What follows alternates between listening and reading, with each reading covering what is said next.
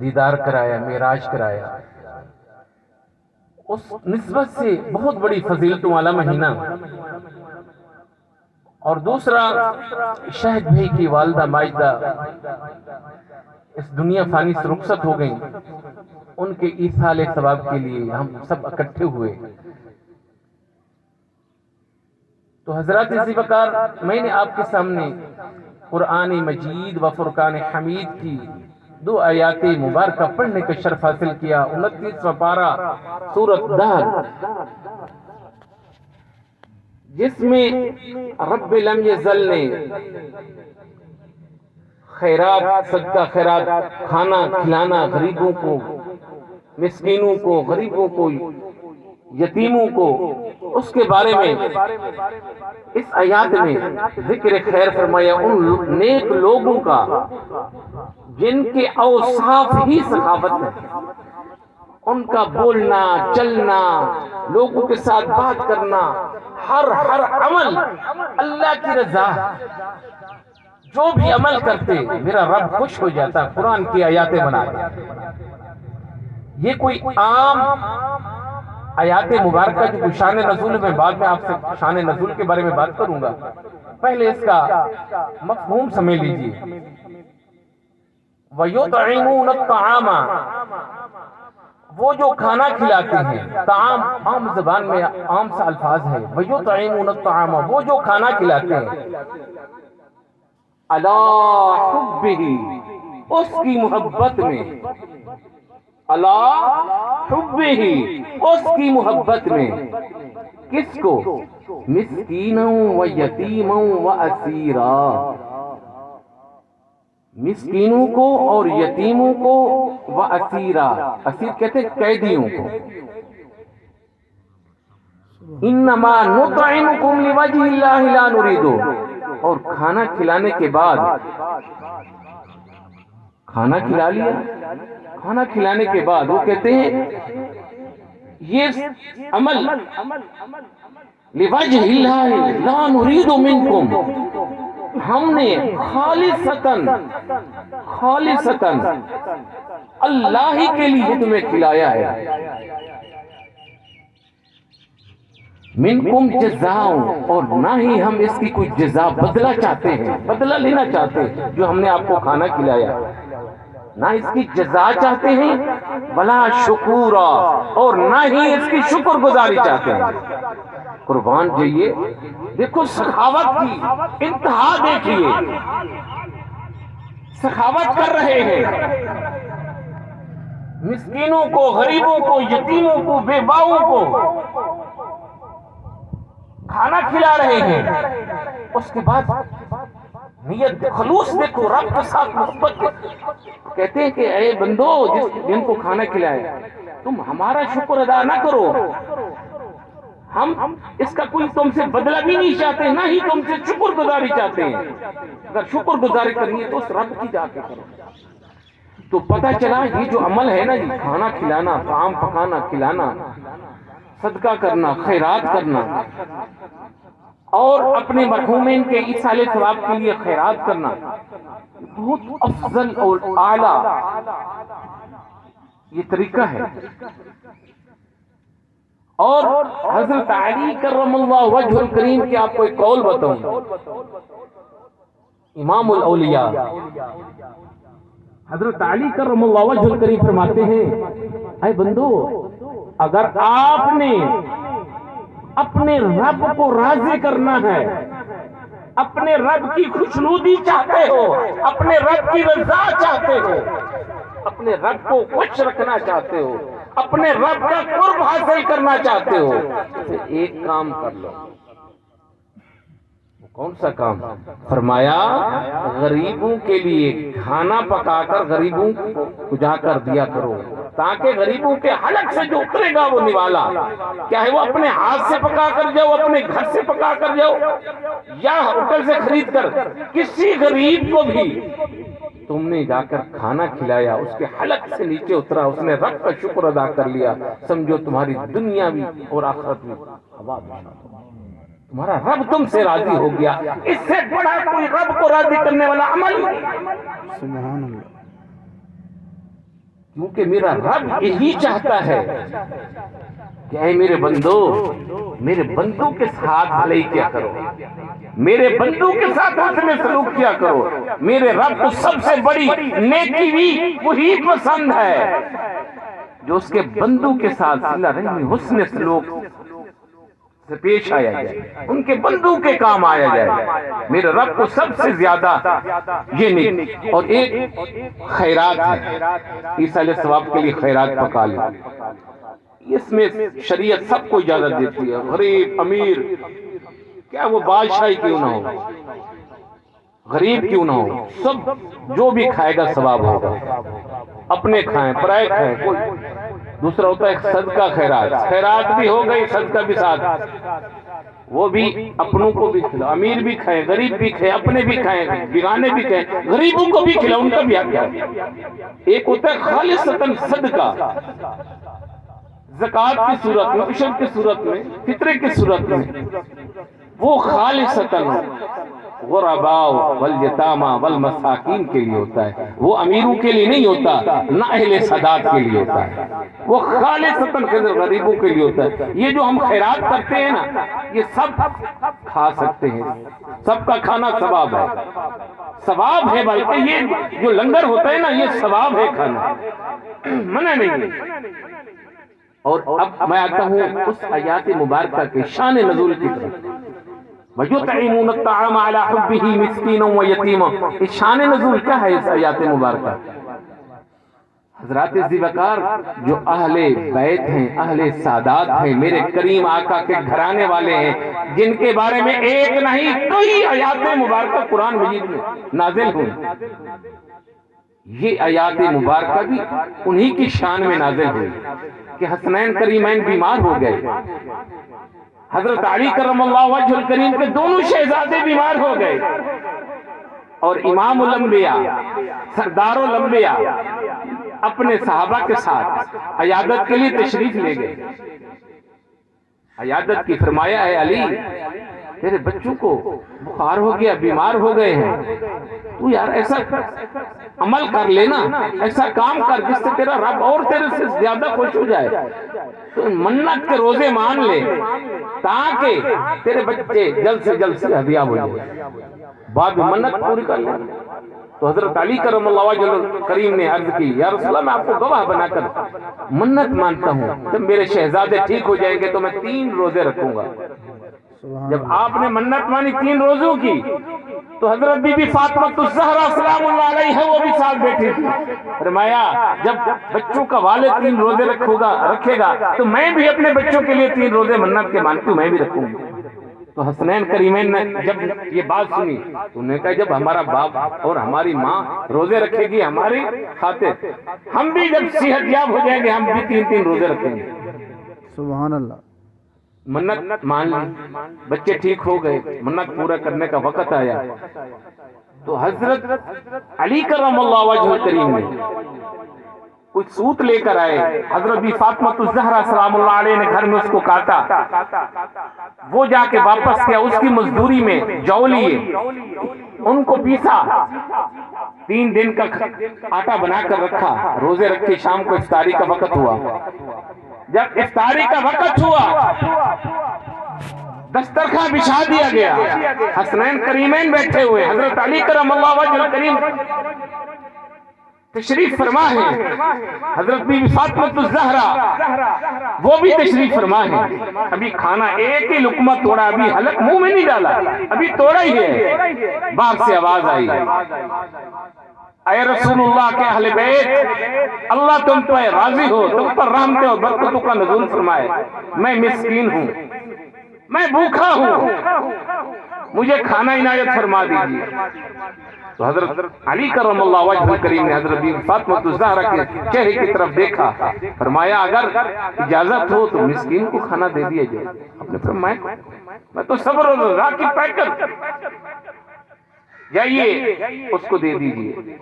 پہلے دن مسکین آ گیا، دوسرے دن یتیم آ گیا، مسکین ہوں. قرآن بتا رہے، میں اپنی طرف سے نہیں گیا، حدیث نہیں سنا رہا تھا آپ لوگوں کو.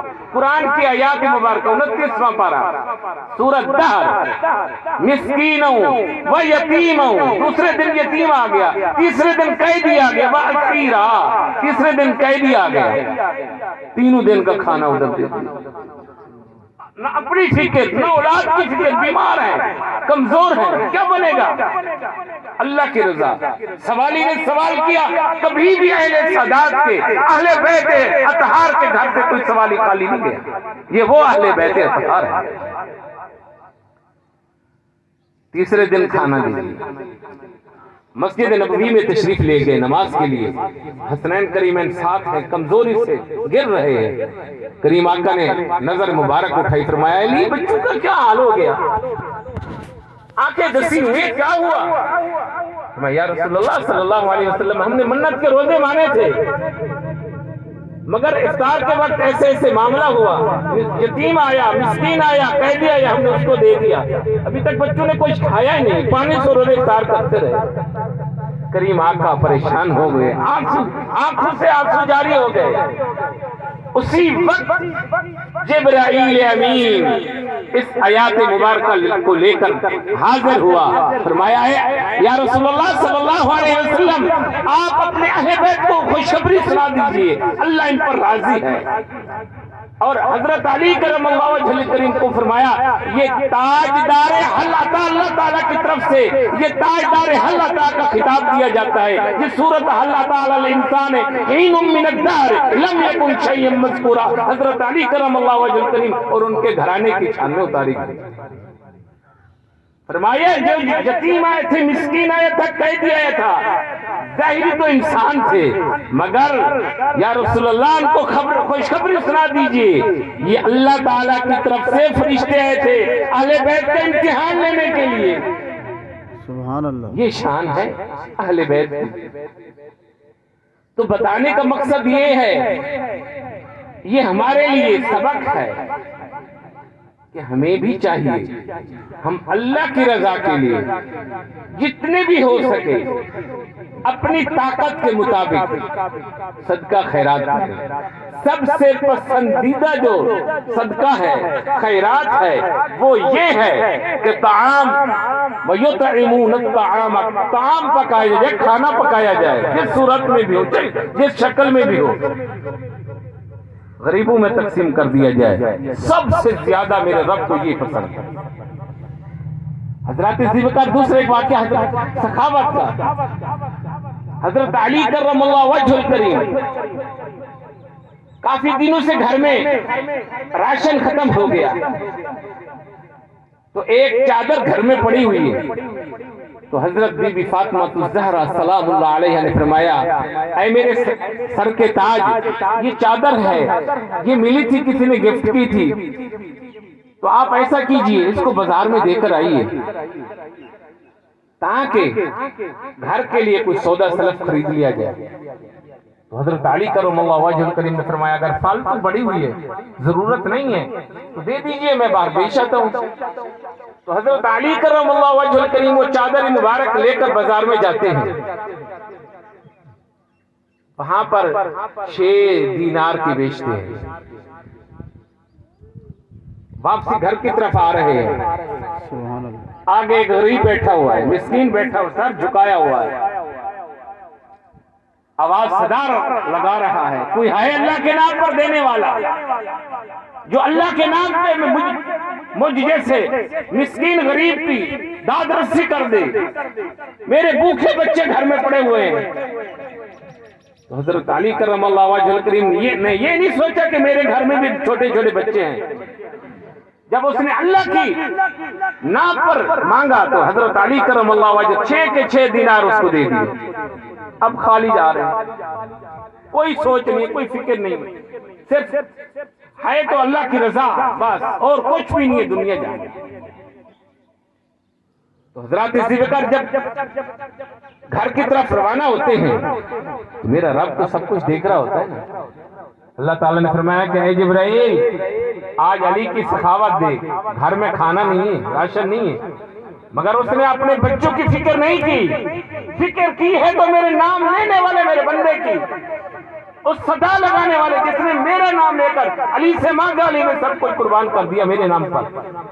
علی جا، جنت سے اٹھ نہیں لے جا، علی کو فروخت کر۔ اسرائیل کو حکم دیا جا تو خریدار بن کر دوبارہ خرید لے۔ اب حضرت جبرائیل امین انسان کی شکل میں اونٹنی لے کر راستے میں کھڑے ہیں، فرماتے ہیں علی اگر اونٹنی میں بیچنا چاہتا ہوں، اگر آپ خریدنا چاہیں تو مجھ سے 100 دینار میں خرید سکتے ہیں، بعد میں پیسے دے دیجئے گا، پیسوں کی کوئی فکر نہیں ہے، کوئی پریشانی نہیں۔ حضرت علی کرم اللہ وجہ کریم کو جب یہ آفر ملی، پیسے بعد میں دے دینا، کوئی پریشانی نہیں، تو آپ نے فرمایا ٹھیک ہے، 100 دینار میں خرید لی۔ اب لے کے گھر کی طرف روانہ ہو۔ آگے اللہ تعالیٰ نے دوسرے فرشتے کی ڈیوٹی لگائی، وہ خریدار بنا ہوا ہے۔ اے علی اونٹنی بیچنی ہے؟ مایا جی بیچنی ہے، 160 دینار میں دینی ہے مجھے، اس سے زیادہ نہیں دوں گا، 160 دینار۔ آپ نے فرمایا ٹھیک ہے لے لو۔ اس نے 160 دینار دے دیے۔ حضرت علی کرم اللہ وجہ کریم خوش ہو گئے، واپسی جاتے ڈھونڈنے لگ جاتے ہیں پہلے والے بیچنے والے کو، جا کر اس کو 100 دینار دے دیا، 7 دینار بچے، اور اس کے بعد جا کر خریداری کرتے 60 دینار بچ گئے، 60 دینار انہیں خریداری کی بھرپور طریقے سے، سامان لے کر گھر پہنچ گئے۔ حضرت بی فاطمہ الزہرا سلام اللہ علیہا جب دیکھا، فرمایا کہ اے علی چادر اتنی قیمت میں بک گئی کہ اتنی سامان خرید کے لیے پیسہ کہاں سے آ گیا؟ آپ نے فرمایا نا میں نے اپنے رب سے آج تجارت کر لی، میں نے اپنے رب، قرآن مجید میں اللہ تعالیٰ فرماتا ہے اے میرے بندو مجھ سے تجارت کرو۔ کیا اللہ تعالیٰ خرید و فروخت کرتا ہے بندوں کے ساتھ؟ یہی نیکی، یہی تجارت ہے کہ اس کے بندوں کے ساتھ حسن سلوک کرو، ان کے بندوں کے کام آؤ۔ اگر اللہ کو راضی کرنا، اللہ سے تجارت کرنی ہے، غریبوں کے کام آؤ، مسکینوں کے، یتیموں کے، اس کے بدلہ اللہ تعالیٰ تمہیں ڈبل دے گا۔ فرمایا کہ اے فاطمہ آج میں نے اپنے رب سے تجارت کر لی تھی، میں نے ایسے آ رہا تھا غریب بیٹھا ہوا تو اللہ کے نام پہ صدا لگائی، میں نے 6 درہم دے دیے۔ جب یہ بات رسول اللہ صلی اللہ علیہ وسلم کے دربار میں پتہ چلی، کریم آقا نے فرمایا اے علی تمہیں پتہ نہیں میرے رب کے ہاں تِلْکَ عَشْرَةٌ أَمْثَالُهَا، وہ ایک نیکی، اس کی مثال وہ ایک نیکی ہے، جو نیکی تو ایک کرو گے 10، اس کے بدلے میں تمہیں 10 ملیں گے۔ اے علی تم نے 6 درہم، 6 دینار اللہ کی خاطر، اللہ کی رضا کے لیے اس بندے کو دے دیے، میرے رب نے ایک کے بدلے، کیونکہ قرآن میں میرے رب کا فرمان ہے، میرے رب کا فرمان کبھی غلط نہیں ہو سکتا، میرے رب نے تمہیں 1 کے بدلے 10 دیے، 6 کے بدلے 60 تمہیں فری میں مل گئے۔ میرے بھائیوں بزرگوں، یہ ہے تجارت، اپنے رب سے ایسی تجارتیں کیا کرو۔ کوئی کام نیکی کا چھوٹے سے چھوٹا ہو، کبھی یہ سمجھ کر چھوٹا نظر انداز نہیں کرنا چاہیے، اور اسی طرح کوئی چھوٹی سی چھوٹی غلطی گناہ کا کام چھوٹا سمجھ کر بھی نہیں کرنا چاہیے۔ تو حضرات اس وقت کچھ والدین کے بارے میں عرض کر دوں۔ اللہ رب العالمین نے فرمایا وَقَضَىٰ رَبُّكَ أَلَّا تَعْبُدُوا إِلَّا إِيَّاهُ وَبِالْوَالِدَيْنِ إِحْسَانًا، میرے رب نے فرمایا سب سے پہلے حکم کس چیز کا دیا؟ وَقَضَىٰ رَبُّكَ أَلَّا تَعْبُدُوا إِلَّا إِيَّاهُ، صرف اور صرف میری عبادت کرو، مجھے ہی پوجو، مجھے ہی اپنا رب معبود برحق سمجھو، میرے علاوہ کسی کی عبادت نہیں، کسی کی کوئی پوجا نہیں، کسی کے آگے سجدہ نہیں۔ وَبِالْوَالِدَيْنِ، دوسرا حکم، 2 حکم فرمایا، پہلا حکم فرمایا نماز کا، جھکنے کا، عبادت کرنے کا، پوجنے کا، معبود برحق ماننے کا، وہ اللہ کی ذات، اس کے سوا کسی کو سجدہ نہیں، کسی کی عبادت نہیں، نہ ہی کوئی اس لائق ہے کہ کسی کے سجدہ کیا جائے، کسی کی عبادت کی جائے سوائے رب ذوالجلال۔ آگے فرماؤ وَبِالْوَالِدَيْنِ إِحْسَانًا، اور اپنے والدین کے ساتھ حسن سلوک کیا۔ قربان جائیے میرے رب کی شان پر۔ دوسرا تیسرا حکم نہیں ہے اپنے آگے جھکنے کا، اس کے بعد والدین کے ساتھ حسن سلوک کرنے کا حکم فرمایا۔ حدیث پاک میں آتا ہے رضی الرب فی رضی الوالد وسخط الرب فی سخط الوالد، رب کی رضا میں، رب کی رضا میں، مشکات شریف کی حدیث پاک صفحہ نمبر 551 پر یہ حدیث پاک موجود ہے۔ فرمایا اللہ کی رضا میں والدین کی رضا ہے۔ اگر اپنے رب کو راضی کرنا چاہتے ہو تو اپنے ماں باپ کو راضی کر لو۔ اگر ماں باپ ناراض ہیں کبھی تمہارا رب تم سے راضی نہیں ہو سکتا۔ اللہ کی رضا والدین کی رضا میں، وسخط ربی فی سخط الوالد، اللہ کی ناراض والدین کی جو ناراضگی ہے نا وہ اللہ کی ناراضگی میں ہے۔ اگر والدین کو ناراض کر دیا سمجھو تم نے اپنے خدا کو، اپنے رب معبود برحق کو ناراض کر دیا۔ کریم آقا نے فرمایا کہ اگر کوئی بندہ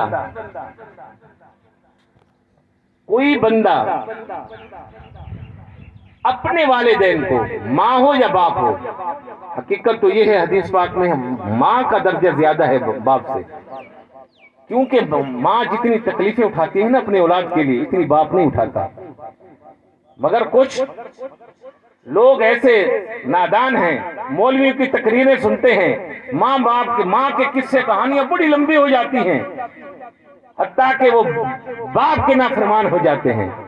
تو حضرات محترم میں آپ کو سمجھا رہا ہوں، بتا رہا ہوں، ماں کے قدموں کے نیچے جنت ہے، اور جنت کا جو دروازہ ہے وہ باپ ہے۔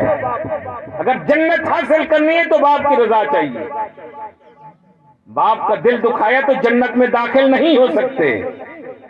جنت ماں کے قدموں، حدیث پاک میں اٹل فیصلہ ہے، یہ بھی اٹل فیصلہ ہے، جنت کا جو دروازہ ہے وہ باپ ہے۔ کریم آقا نے فرمایا اگر کوئی بندہ اپنے والدین کو اللہ کی رضا کے لیے محبت کے ساتھ ان کے چہرے کی زیارت کرتا ہے، چہرے کو تکتا ہے، تو کریم آقا نے فرمایا میرا رب اسے مقبول حج کا ثواب عطا فرماتا ہے۔ اب خود اندازہ کیجئے اس دور میں، مہنگائی کے دور میں 15-16 لاکھ روپے کا حج ہوتا ہے، کتنی خرچے ہیں، تکلیفیں، پریشانیاں، سفر الگ، گارنٹی کوئی نہیں ہے قبول ہوا یا نہیں ہوا، گارنٹی کوئی نہیں۔ ماں باپ کا چہرہ محبت کے ساتھ اللہ کی رضا کے لیے ماں باپ کے چہرے کی زیارت کر لی تو اس کی گارنٹی ہے۔ گارنٹی کون دے رہا ہے؟ اللہ اور اللہ کا رسول دے رہا ہے۔ رسول اللہ صلی اللہ علیہ وسلم کا جو فرمان ہے وہ اللہ کا فرمان ہوتا ہے، نبی اپنی طرف سے نہیں بولتا، رسول اللہ کا فرمان ہو گیا، مہر لگ گئی، مہر نبوت، کہ جو بھی محبت میں آ کر اللہ کی رضا کے لیے ماں باپ کے چہرے کی زیارت کرے گا تو میرا رب اسے ایک مقبول حج کا ثواب عطا فرمائے گا۔ تو صحابہ نے عرض کی، صحابہ بھی تو صحابہ تھے نا، آج کل تو مولوی سے مسئلہ پوچھنا ایسا ہے جیسے ڈرتے ہیں، مولوی کے نزدیک نہیں آتے، کوئی پتہ نہیں، مگر قربان جائیے یہ سب ہمارے لیے آسانی ہے۔ صحابہ کرام علیہ رضوان عرض کرنے لگے یا رسول اللہ صلی اللہ علیہ وسلم اگر کوئی بندہ اپنے ماں باپ کو، آپ نے تو ایک مرتبہ کا حکم فرمایا نا، کوئی بندہ بار بار اپنے ماں باپ کی چہرے کی زیارت کرتا ہے، چہرے کا دیدار کرتا ہے، چہرے کو تکتا ہے، یا رسول اللہ اس کے بارے میں کیا حکم ہے؟ فرمایا قال نعم، اس کے لیے بھی جتنے بار، ایک بار کیا 1000 بار بھی دیکھے گا تو میرے رب کے ہاں کوئی ثواب میں، اجر و ثواب میں کمی نہیں ہے، میرا رب اسے 1000 حج کا ثواب عطا فرمائے گا، وہ بھی مقبول حج کا، جس میں کوئی شک ہی نہیں ہے کہ قبول ہے وہ حج، کوئی گارنٹی نہیں چاہیے، کیونکہ رسول اللہ صلی اللہ علیہ وسلم کی طرف سے گارنٹی مل گئی۔ تو حضرات محترم یہ چھوٹی چھوٹی نیکی ہیں جن کو ہم سمجھتے نہیں، درگزر کر دیتے ہیں۔ رسول اللہ صلی اللہ علیہ وسلم کا فرمان عالی شان ہے کہ جو بندہ اپنے ماں باپ یا دونوں میں سے ایک جمعے کے دن جا کر ان کی قبر کی زیارت کر لیتا ہے. اب دیکھیے آسانیت ہے، جو زندہ تھے تو قربان بھی، یہ کتنا جر و ثواب ہے، حج کے ثواب مل مفت میں وہ بھی. اور یہ نہیں ہے کہ اگر انتقال کر گئے ثواب کا سلسلہ رک گیا، نہیں. رسول اللہ صلی اللہ علیہ وسلم نے فرمایا اگر کوئی بندہ جمعے کے دن اپنی ماں باپ دونوں میں سے ایک جو انتقال کر گیا ہو اس کی قبر کی جا کر زیارت کرے، میرا رب اس کے گناہوں کا کفارہ بنا دیتا. کتنی بڑے فائدے کی باتیں ہیں. جا کر ماں باپ کی قبر کی زیارت کرنا سب سے پہلا اپنا فائدہ، جتنے گناہ کیے تھے زیارت کرنا سب گناہوں کا کفارہ بن گیا. جب دعا کرو گے ان کے لیے بخشش کی تو میرا رب ان کو بھی بخش دیتا ہے، خوش ہو جاتا ہے میرا رب. سبحان اللہ. اسی معراج کے واقعے میں سے ایک واقعہ مجھے یاد آ گیا. جب رسول اللہ صلی اللہ علیہ وسلم جنت کی سیر فرما رہے تھے، جنت کا مشاہدہ کر رہے تھے، جنت کو دیکھ رہے تھے، جبرائیل امین ساتھ ہیں، تو جنت میں قرآن پڑھنے کی آوازیں آنے سے کانوں سے ٹکرائی. رسول اللہ صلی اللہ علیہ وسلم متوجہ ہوئے، توجہ فرمائی، فرمایا اے جبرائیل یہ جنت میں قرآن کی آوازیں کیسی؟ تو جبرائیل امین نے عرض کی یا رسول اللہ صلی اللہ علیہ وسلم یہ آپ کا غلام نعمان بن حارث کی آواز ہے جو جنت میں قرآن کی تلاوتیں کر رہا ہے. سبحان اللہ. یہ آپ کا ہی غلام ہے نعمان بن حارث. رسول اللہ صلی اللہ علیہ وسلم نے فرمایا اے جبرائیل نعمان بن حارث کو یہ مقام، یہ مرتبہ، یہ بلندیاں، یہ رب کے فضل، اس کا کرم کس وجہ سے